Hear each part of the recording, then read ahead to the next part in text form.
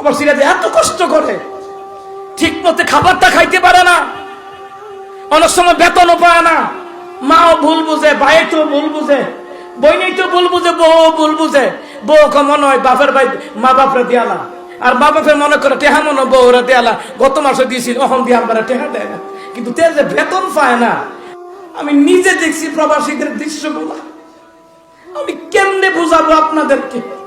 প্রবাসীরা এত কষ্ট করে পলিথিন কাগজের মধ্যে খাবার খায়, পলিথিন কাগজে, উত্তপ্ত মরুভূমির বালির উপরে বসে বসে খায়।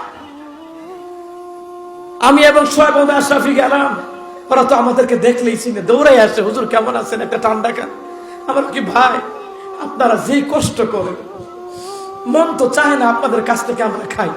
বলে হুজুর না খাইলে কষ্ট পাবো, একটা ঠান্ডা হইলে খা। তা আমি কি ভাই ঠান্ডার দরকার নাই, আমার ওই 1/2 লিটার পানি দেন, 1 রিয়াল দিয়া কিনে, ভাই আমি পানি খাই।